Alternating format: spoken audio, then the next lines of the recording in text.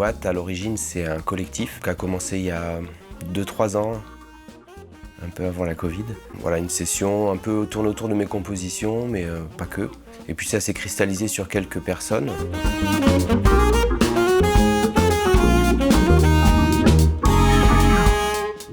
Watt, en fait, c'est les initiales des prénoms et des noms des musiciens. Donc il y avait William qui est toujours là, il y a Thomas Julien à la contrebasse, il y avait Thierry Tardieu à la batterie, et puis André Hall, c'était André, mon nom de famille. Donc je trouvais un peu sympa là, déjà la sonorité de Watt, et puis ça avait des connotations scientifiques. C'est parti de là, on a fait quelques concerts, on a enregistré un EP. C'était l'occasion de reprendre un peu la route sur les compositions et puis d'aller faire des concerts. Parce que j'avais un quintet il y a quelques années. Donc, voilà, je me suis pas mal investi aussi dans l'enseignement. Je suis prof au conservatoire. Je coordonne le département de jazz du conservatoire des Lilas. Du coup, ça m'a pris pas mal de temps de développer tout ça et c'était l'occasion de reprendre un peu le lead d'un projet.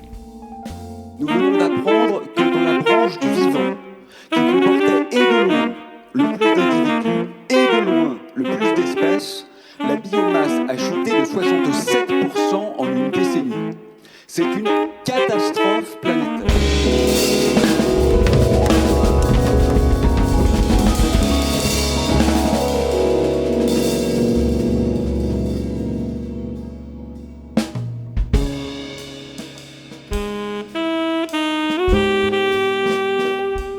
J'ai voulu conserver le quartet de base un petit peu traditionnel, bon sans piano puisqu'il y a du clavier, mais avec la contrebasse pour quand même garder une sonorité un peu acoustique et mélanger des univers qui s'entrechoquent entre le son acoustique du sax avec tous les effets que je peux mettre dessus, et puis William qui travaille sur les claviers un peu des années 70, donc c'est pas un revival du tout de cette période-là, mais c'est plus un mélange d'esthétique sonore des années 70, quelque chose de plus contemporain au niveau de l'écriture.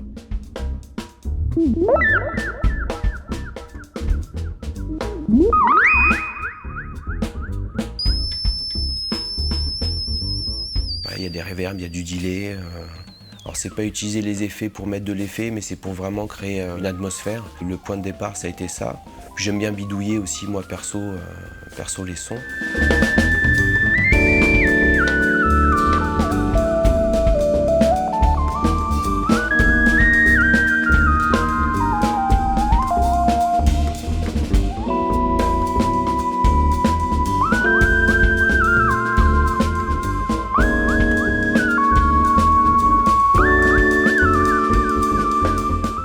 Des saxophonistes comme Denis McCaslin qui m'ont pas mal influencé dans l'utilisation de ça. Il y a Christophe Panzani aussi qui utilise les effets dans ce style-là pour apporter une patte en fait au son.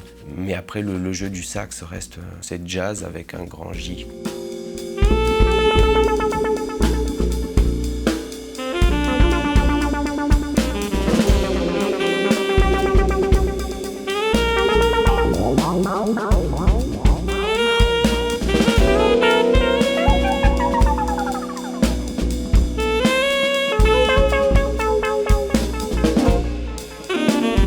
J'ai signé chez un label, un contrat d'édition qui s'appelle Aura Sky, donc qui permet aussi d'avoir de la visibilité sur mon projet. Donc il y a un EP qui est sorti en novembre sur les plateformes.